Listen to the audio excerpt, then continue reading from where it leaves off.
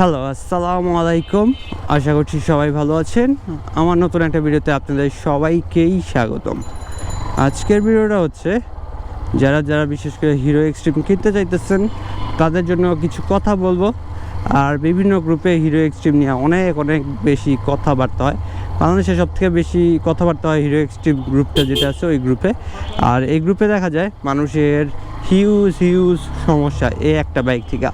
মনে হয় পৃথিবীর আর কোনো বাইকে এত সমস্যা নাই, এই বাইকটাতে এত সমস্যা। মানুষের কমপ্লেনগুলো শুনলে এমন মনে হয়, আর এই সমস্যাগুলো মনে হয় আর কোনো বাইকে কোনো দিন কেউ দেখে নাই, শুধুমাত্র এই বাইকেই হইতেছে। আজকে আমি আপনাদের বলার চেষ্টা করব এই বাইকের সমস্যা সম্পর্কে, কি সমস্যা হচ্ছে আর কয়টা বাইকে আনুমানিক হইতেছে সে বিষয়টা একটু বলার চেষ্টা করব। হিরো এক্সট্রিম 125 আর এই বাইকের সবথেকে বড় কমন সমস্যা যেটা সবার কাছে দেখা যাইতেছে সেটা হচ্ছে বাইকের স্টার্ট অফ হয়ে যায়। আর বাইকের স্টার্ট অফ হয়ে যায় কেন? বাইকের স্টার্ট অফ হয়ে যায় কারণ হচ্ছে বাইকের আরপিএমটা একটু কম থাকে।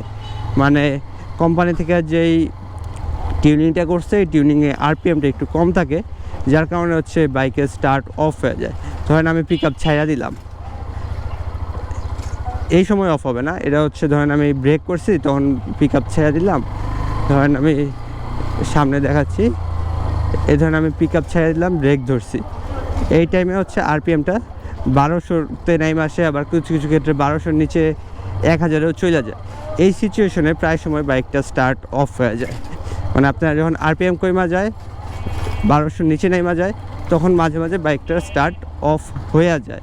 আর যদি আপনার হাতে একটু পিক আপ থাকে, এই বাইকের স্টার্ট আপনার এই জীবনে করতে পারবেন না, মানে স্টার্ট অফ হবেই না। যদি আপনার হাতে সামান্য পরিমাণে একটু পিক আপ থাকে, ধরেন আপনি পিক আপ ধরে যদি ধরেন 1400-তে রাখতে পারেন, সেক্ষেত্রে এই বাইকের স্টার্ট আপনার অফ হবে না।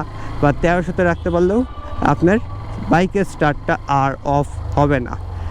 আমরা অনেকে হচ্ছে কার্বোরেটর বাইক চালা অভ্যস্ত, কার্বোরেটর বাইকের হচ্ছে নিচে যে তেলের স্ক্রু একটু বাড়িয়ে দিলেই ধরেন আপনার বাইকের স্টার্ট অফ হওয়ার সমস্যা থাকলে ওইটার সাথে সাথে সমাধান হয়ে যায়। তো কিন্তু এই বাইক তো ভাই এফআই বাইক, এই বাইকে তো এই ধরনের কোনো স্ক্রু টু দেওয়া নাই, যার কারণে এই বাইকের কমপ্লেন অনেক বেশি, বাইকের স্টার্ট অফ হয়ে যায়। আর এই বাইকের যে কাস্টমারগুলো আছে তারা হচ্ছে কার্বোরেটর বাইক থেকে বেশিরভাগ শিফট করছে, খুব কম আছে এফআই বাইক থেকে এই বাইকে শিফট করছে।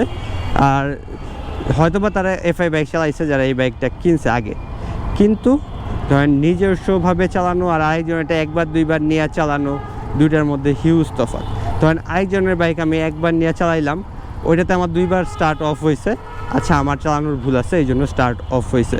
কিন্তু একটা নিজস্ব বাইক যখন আপনি চালাবেন, সারাদিন চালাবেন, ওইটাতে যদি আপনি 5বার 7বার স্টার্ট অফ হয়, তখন ধরে নেবেন এটা হচ্ছে একটা সমস্যা, যার কারণে স্টার্ট অফ হইতেছে। এই বাইকের ক্ষেত্রেও বিষয়টা হয়ে গেছে ওরকম।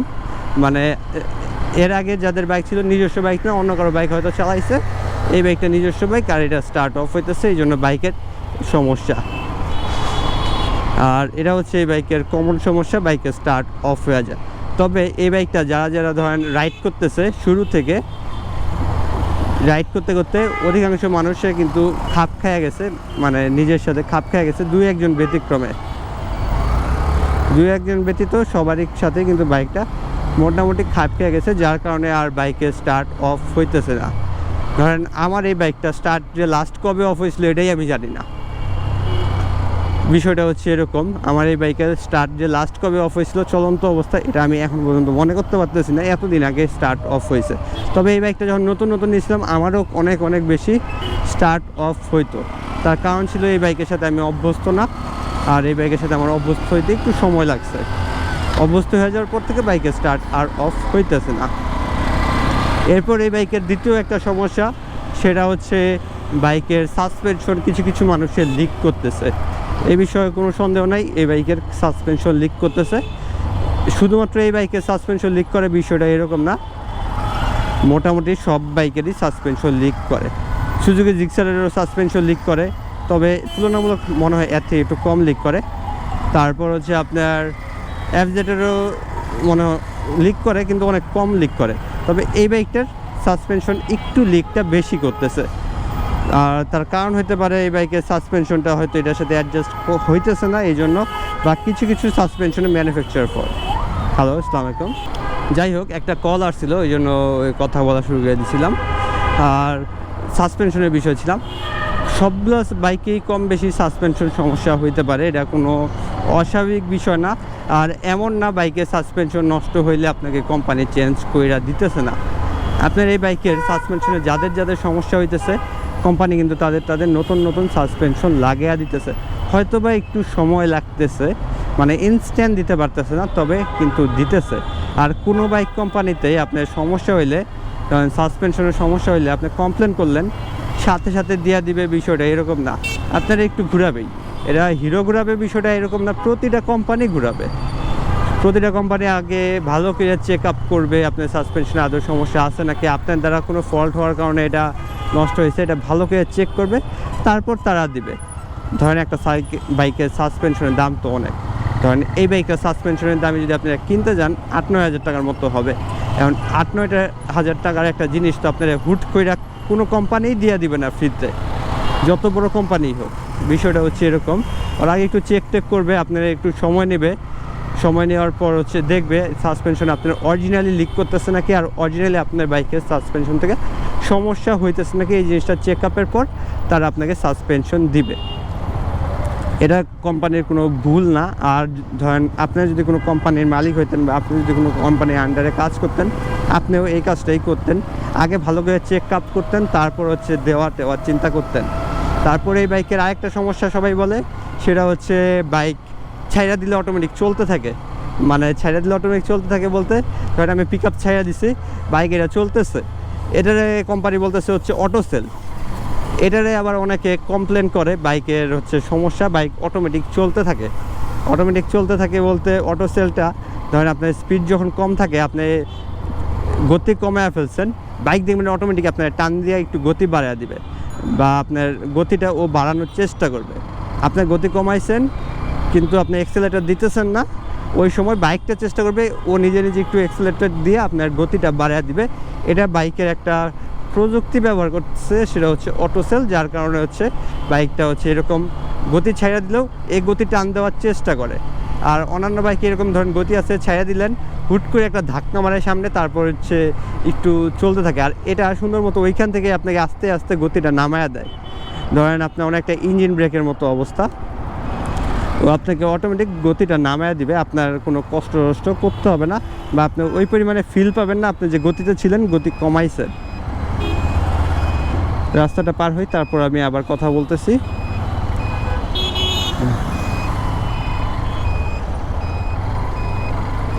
এই রিক্সাও আসতেছে উল্টা, এটা কোনো কথা?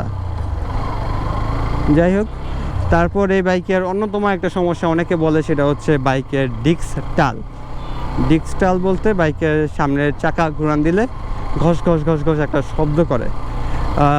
আপনাদের যার কাছে যেই বাইকে আছে, আপনারা একটু চেষ্টা করে দেখবেন বাইক চালানোর পর আইসা ঘুরান দিলে খসখস শব্দ করে নাকি। বেশিরভাগ নতুন বাইকেই বা যেগুলোতে নতুন ব্রেক প্যাড লাগানো আছে, ওই বাইকগুলোতে খসখস খসখস শব্দ করাটার কথা, আর এই বাইকেও সেটা করে। তবে কিছু বাইক আছে যেগুলো সত্যি ডিস্ক টাল। আর ডিস্ক টাল হতে পারে কোম্পানি থেকে হয়ে আসছে, আবার হইতে পারে অনেকে ধরেন ডিস্ক লাগানো অবস্থায় বাইক টান দিছে, সেই ক্ষেত্রে ডিস্ক টাল হয়েছে। এখন কার ডিস্ক কী কারণে টাল হয়েছে এটা তো আমার পক্ষে বলা সম্ভব না, তবে ডিস্ক টালের সমস্যাটা কিছু মানুষ কমপ্লেন করে এই বাইকের মূল কমপ্লেন ছিল এই কয়টাই। 1 নম্বর হচ্ছে ডিস্ক টাল, 2 নম্বর হচ্ছে ইঞ্জিন অয়েল লিক করে, 3 নম্বর সমস্যা হচ্ছে সাসপেনশন লিক করে কিছু মানুষের। আর আমার বাইকের ক্ষেত্রে যে জিনিসটা হয়েছিল সেটা হচ্ছে বাইকের ইঞ্জিন অয়েল লিক করছিল, মানে একটু ঘামতেছিল।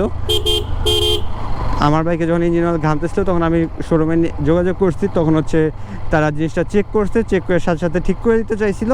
কিন্তু ধরেন ইঞ্জিন অয়েল মানে ওইটা ঠিক করতে তখন হচ্ছে আমার ইঞ্জিন অয়েলটা কিনে দিতে হইতো, আর হচ্ছে আমার একটা গ্যাস কিট কিনা দিতে হইতো। আমার ফার্স্ট সার্ভিসেও এই জিনিসগুলো কিনতে হবে, ওই জন্য আমি আর তখন এই জিনিসটা ঠিক করাই নাই। একবারে ফার্স্ট সার্ভিস যখন হয়েছে তখন আমি এই জিনিসগুলো প্রপারলি ঠিক করাইছি। এরপর থেকে আমার বাইকে এখন পর্যন্ত তেমন কোনো সমস্যা করতেছে না। আর আমার বাইকে ওই যে বললাম বাইকের আরপিএমের সাথে আমি অ্যাডজাস্ট হয়ে গেছি। বাইকের যখনই দেখি আরপিএম কমে গেছে আমি আরপিএম সর্বোচ্চ রাখার চেষ্টা করি 1200 থেকে 1300 1400-র মধ্যে। আর এটা আমি হাতের মাধ্যমেই রাখি, এটা আমি কোনো মেন ইটি করি নেই, স্ক্রু টু টাইট দিই নেই বা কিছু করি নেই, হাতের মাধ্যমে এটা রাখার চেষ্টা করি। যার কারণে আমার বাইকটা তুলনামূলক 8-10 জনের থেকে অনেক অনেক অনেক কম অফ হইতেছে, বা আমার বাইকটা বলতে পারেন অন্যান্যদের সাথে কম্পেয়ার করতে গেলে অফই হইতেছে না। এটা হইতে পারে এক নাম্বার আমার চালানোর মানে পুরোপুরি এসে পড়ছে এই বাইকের প্রতি, আর এই বাইকের এই জন্য আমার কাছে অফ হইতেছে না। এই বাইকটার আর তেমন কোনো কমপ্লেন এখন পর্যন্ত কেউ করে নাই, মানে এই কমপ্লেনগুলো বাদে আর অন্য কোনো কমপ্লেন কেউ করে নাই। আমি তো বললাম আমার বাইকে এখন পর্যন্ত তেমন কোনো সমস্যা হয় নাই। আর আমাদের আরেকজন ভাই আছে যার সাথে এই সমস্যাটা অনেক অনেক বেশি হইতো, সে হচ্ছে এই বাইকটা নিয়েছিল, আর তার এখন হচ্ছে 4000 কিলো রানিং। 4000 কিলো রানিংয়ের পর সেও এতদিনে হচ্ছে অ্যাডজাস্ট হয়ে গেছে বাইকের সাথে, মানে আরপিএমটা অ্যাডজাস্ট করে ফেলতে পারছে বা নিজের সাথে অ্যাডজাস্ট করে ফেলতে পারছে, যার কারণে তার বাইকেও এখন আর স্টার্ট অফের সমস্যাটা হইতেছে না। আমার বাইকেও হইতেছে না, তার বাইকেও স্টার্ট অফের সমস্যাটা আর হইতেছে না আগের মতো।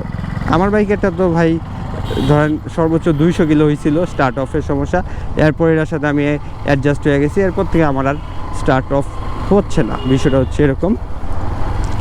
আর বাইকের এই বাইকটার বিশেষ করে রেঞ্জের হিসাবে, মানে এই রেঞ্জের বাইক হিসাবে এর থেকে বেটার বাইক সত্য কথা বলতে মার্কেটে নাই। স্পেসিফিকেশনের দিক থেকে বলেন, লুকসের দিক থেকে বলেন, সব দিক থেকে এই বাইকটা অনেক অনেক অনেক বেটার একটা বাইক।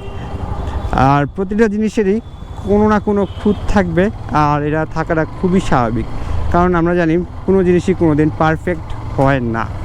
ধরেন আপনার সামনে যে হাইস বাইক গাড়িটা চলতেছে, এই গাড়িটারও ড্রাইভাররা জিজ্ঞেস করে দেখেন এই গাড়িটার কতগুলো খুঁত আছে অন্য একটা গাড়ির সাথে কম্পেয়ার করতে গেলে।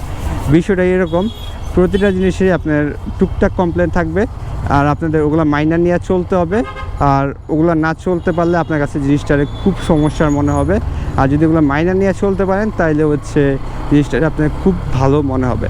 বিশেষ করে যারা বিশেষ করে ঢাকার বাইরে থেকে এই বাইকটা কিনছেন হিরো এক্সট্রিম, এই বাইকের প্রযুক্তির সাথে সার্ভিস সেন্টারগুলো অতটা ভালো অ্যাডজাস্ট হইতে পারতেছে না।